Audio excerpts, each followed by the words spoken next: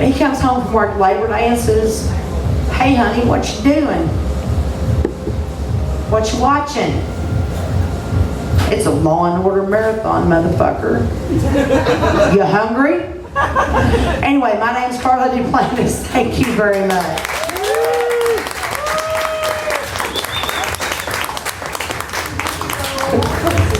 Thank you to Focusography again for letting us put this on and for putting this on. Please give it for Debbie Jane one more time in the back and Simon.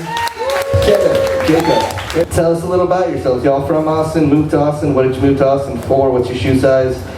You know. 11 and a half. All right, 11 and a half, ladies. 9. 11 and a half, ladies. All right, so have you all been doing poetry in Austin a while? You're part of the Austin Slam team and everything, and what?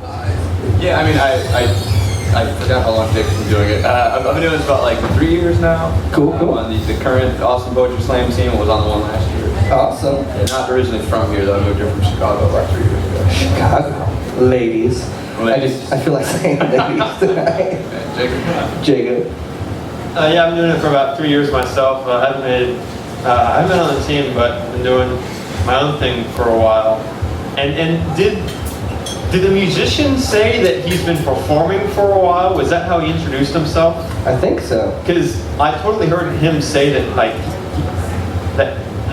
He said he was born at a young age. Damn it, because I heard that and I thought maybe he said he's been performing at a young age and I was going to steal that for my intro. No, but you can say performing since a young age. He said born at a young age. I have, okay, so anyway, I'm not going to steal this joke, even though I wanted to.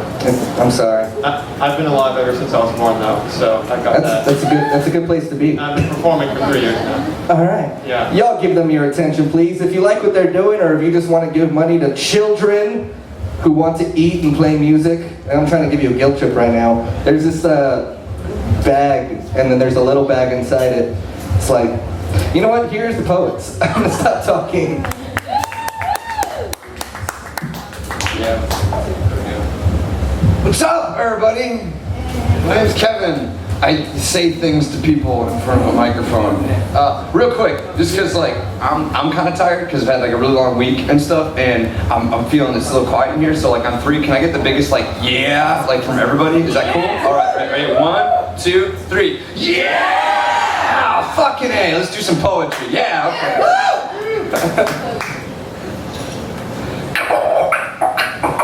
I'm scratching at the surface of something beautiful, y'all. I'm scratching at the surface of something beautiful. I'm crossing claw marks called highways I left in the back of this country the last time that we made love. I'm scratching and I'm finding everywhere I go these little pieces of heart and home. Whether I'm in the smallest of small town in Iowa, the heart of the biggest, baddest, reddest, rootin', tootin', gun-totin' state in the union, y'all. I'm scratching and I'm finding pockets of people. Pockets of people amidst people with their hands in their pockets, but these pockets of people pepper between the people with their hands in their pockets are empty, but their hands are busy forming fists raised in protest, or holding one another in interwoven hugs, or wheeling and dealing the latest CD to fall on unattended peers' ears, the book that his parents will never read, the movie her community doesn't give a shit to see, these paintings of love and rage, masterpieces being peddled from the trunks of their cars, all with their brushstrokes deeply rooted in that old subhuman's back patch, or a cocked to the side flat brim hat, or patched up tight ass jeans, tight ass dread. Lock these kids with their heads stacked to the brim with things I never thought about when I was their age, that go beyond punk rock, that are still bigger than hip-hop. See, no one is the only one out there toe-to-toe, nose-to-nose, t-shirt to riot shield, shouting through a tear gas cough, shouting, who are you to tell me who I am, to tell me what I can and can't do, can and can't be. I don't even let a country tell me I'm free. I don't need a Republican state line. I got this on this, let a thought learn, not taught this, let a rhyme, rhyming and drawing outside the lines, to take what's inside, I'll throw it outside. I blast like a broadside with honesty, causing blood, force, trauma, tragedy.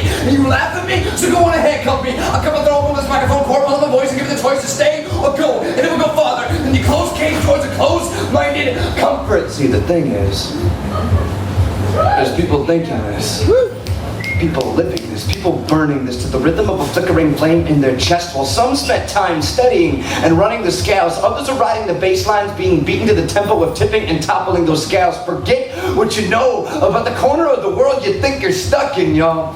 First off, the world is round.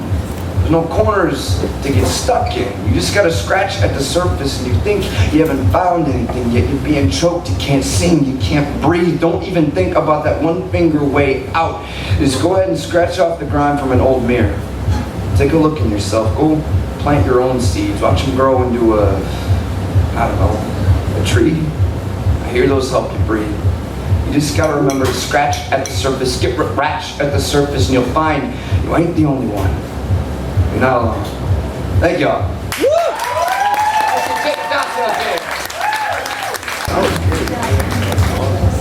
Thank you, Kevin. He'll be right back up right after me. We didn't plan it this way, but wardrobe-wise, he's sort of the straight guy, and I'm kind of not. To the collection of hairs adorning the upper lip of my former lover's new boyfriend, I will not call you a mustache, just like I don't call a podunk town a city. You gotta get a bit more developed first. A mustache should not be thin, emaciated, and looking like it needs to eat an A1 Whataburger. It should be like the A1 Whataburger, thick and hearty, with a little bit of mayonnaise and mustard. Oh. How the hell is it you find yourself so lucky as to brush up against the cheek of the girl who just months ago I was telling her how beautiful I thought she was? Believe me, it is not on your own merit. If she actually liked mustaches, I would have grown mine into a Salvador Dali-like infinite loop, so that way my facial hair could have expressed my love when words failed me. How does she think, as someone who takes such terrible care of his facial hair would take good care of her? I never thought that I'd see a mustache that I liked less than a soul patch, but here we are. I mean, you guys are like head hairs fecal matter. I want to pluck you off one by one by one and introduce you to his esophagus, but I will refrain because this, she'll look at me, is nothing but her fucking crazy ex-boyfriend, and that is not what I am. No. No. No. What I am is someone who sees you lucky lip hairs brush against her cheek and my billiards ball heart breaks on cue. See, I have not been able to put enough English on a situation to convince myself that he is a good decision for her, and that goes well beyond his choice to continue growing you little upper lip accoutrements. My only hope is that she will one day look back on dating him like he will surely look back on growing you and say, I don't know why I didn't cut that off sooner. In the meantime, I respect her too much to just openly hate the person with which you are associated, and while I cannot begrudge him his taste in women, he needs to realize that that thing that he likes to call a mustache, oh, it just looks terrible. So, you disgusting little upper lip hairs will make a deal. I will not try to bludgeon you off that man's face, and you will help him be everything she deserves. When you meet her somewhere, try to reach your ears to tell them how lucky you are to brush against her skin. And do brush against her skin. Kiss her because she deserves it. When she's in public and doesn't expect it, paint her cheek wine spilled on marble. Before you are out of bed, before he makes his morning decision not to shave you off and inflicts your existence upon humanity for yet one more day, find yourself against her forehead. Do not tell me if you kiss anywhere below her face, because I will lose my shit. But if his tongue is ever about to tell her a lie, use everything in your fibrous little cells to hold his lips together. And when you are cut off, when you're no longer an embarrassment to self-respecting mustaches everywhere, may her final resting place be the trash can. She doesn't like facial hair in the sink.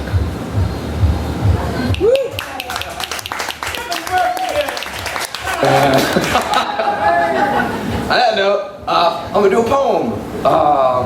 Yeah, I've worked a lot of different jobs, and you know what's kind of neat is I ended up just writing about some of them. But I've had everything from like power plant work to working at a bar to working at a coffee shop to being a teacher to being whatever. And just recently, I got a job working with the city's EMS system, so I'll be on those big yellow ambulances you see riding around.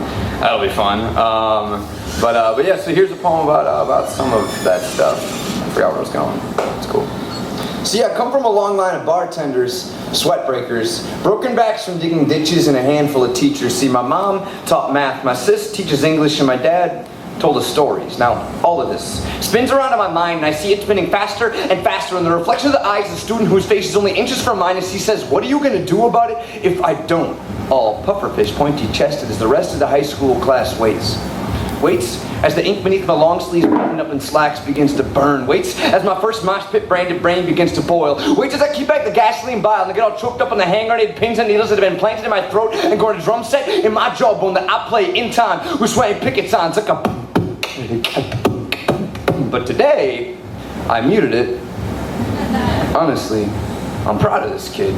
I want to tell him that. I want to tell him I'm glad. I'm glad that after 13 years of learning, the one thing he has not picked up on is to blindly follow authority. I want to tell him this. I want to tell him I'm sorry. I'm sorry you're stuck in a broken system where men in designer suits who have never even seen a classroom keep cutting art out of the heart of education because you can't properly or profitably express yourself well enough through a color by letters, number 2, pencil, piss poor, pointless, and painting like A, B, C, or D. All of the above is being held above all else. I want to tell him this. I want to tell him I'm sorry, but it just comes out as, sit down, kid. Save your strength.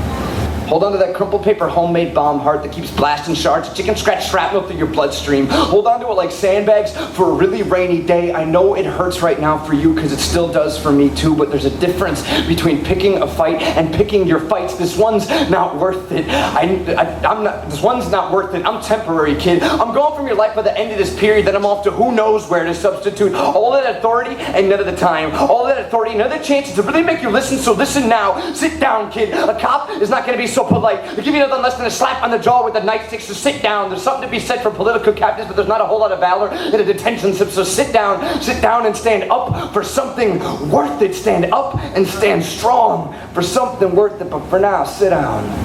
Sorry, I'm tired. I spent all yesterday in a gang graffiti-soaked in-school suspension classroom, squared off with a 7th grade girl with more balls than you'd know what to do with, and a blade in her backpack for the walk home. Sit down. This tough guy act ain't gonna scare me. I mean, for Christ's sake, you're wearing 3D glasses with the lenses popped out. How am I supposed to take you seriously right now? But seriously, you might not get this, and you probably just think I'm another asshole with a name tag who's telling you what to do, but I swear, from the bottom of the bricks and spray paint in my belly, that when I'm saying sit down, I am praying you learn what it means to stand up. Thank y'all. Let's get Jacob Dodson up here. So this piece was actually written for the O. Henry Pun-Off, if y'all have ever been to that. If you haven't, it's the World Championships of Punning, and it's a lot of fun. She was looking real 60 when I first see her Chavez from across the crowded room, and I just wanted to be Riverside. Well, I wanted to go south first, but you can't Cameron too hard. She was sipping a Lime Creek, so I knew she wasn't a Mainer. So I pour myself another drink and slaughter over through the far west of people because, as the French would say, I wanted to Mount Bon L. I walk over like a big man Chaka, acting all burlesque, and I say, I'm Jacob. So been thinking about you since I first saw you. I'm so happy to meet you. I hope you Kramer alone, because I want to get 22 know you. What is she doing, she asked, Koenig on to me? What? The kind of guy not talk to a nice Chacombe these days? I'm Val, she says. Nueces to meet you. The Pleasant Valley is all mine. I'm feeling Jollyville, she says. How are you? I'm okay. I ask her if she's 620 friendly. She says, I've taken Speedway before. I tell her I got a whole Parmesia stuff if you want to burn it later. She tells me she can get Montopolis, the guy who keeps a nice Brody. I say, I didn't keep in a good figure. You want to feel more pack? And then things get real 360.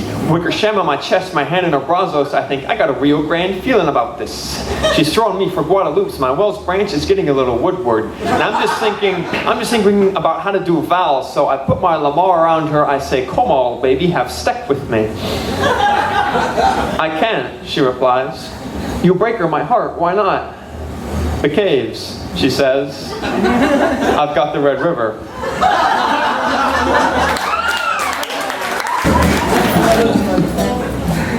That was gross. Please get up for Jacob and Kevin one more time. Up next to the microphone, we have my friend Rob. Cute Enough, which is such an awesome stage. I like that name. It's great. Cute Enough, everybody. Hey guys, this song I wrote about an ex-girlfriend of mine who wanted me to be more of an indie hipster type, and I'm not really good at that because I have red hair. But all the same, I tried to change, it didn't work. It's called Kirk Vonnegut. I shot the sheriff, but I did not use his gun. And I I stole his virtues, but I left a single one. It was just a promise given to the fatigue of my mother's son. And I know that you've been worried, but you're not the only one. You swore you heard me talking, but I did not speak in tongues. And the blasphemy of my existence is the girl hence I come. She made me a promise years before that the world would let her go. And 1984 has come and gone, and I want her to know that I'm a liar. Everything I do, I'm hauling fire. But the devil collects me soon, it's called desires. I loved her more in the afternoon. The devil knows that he stole my soul, but what he does not know, he took it a month too soon. No, I always told you that I'm there to hold at nights, and the promises are broken like the line between our lives. I pedaled fast and I broke the glass to be the indie guy you'd love. The rest of the world caught up with me, made me mainstream, so I shrugged. I told you everything you wanted to hear, not a word of that was true. And I've never had an original thought, it's the person that you knew. You said run away, run away. Oh no, it's not too late to go. The 13th hour passed me by and it covered my eyes in snow. I saw the bombs and guns, I have become devoid of love. I sighed, I shrugged again. I'm a liar. For everything I do, I'm hauling fire. And the devil collects me soon, it's called desires. I love you more in the afternoon. And the devil knows that he stole my soul. He does not know he took it a month too soon.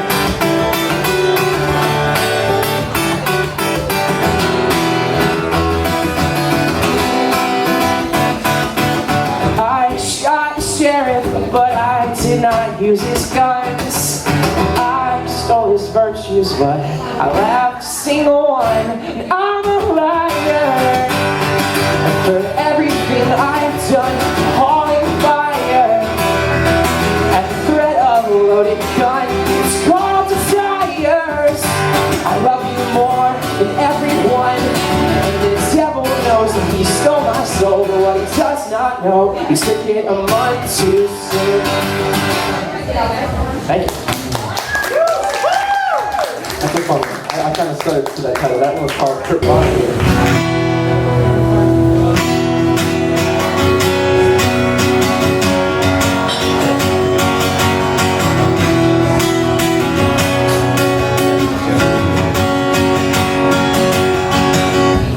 This is stumbling out loud. I am stammering about fundamentals that I lack. I wish that I could approach this with more tact.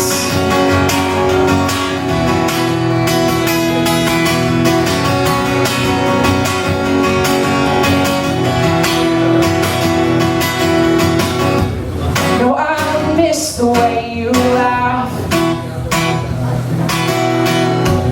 No, you'll never take me back. There is something in the sounds, my soul breaking. No, no, no, no. These are words and they are cursed, and I will not shake this off.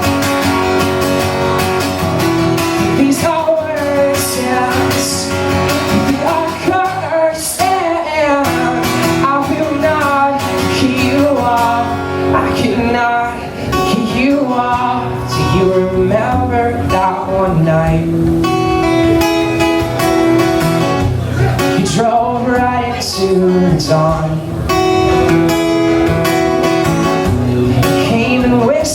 in my ear. You told me something, but it wasn't quite clear. And I was never insincere. And all of this future brings me fear.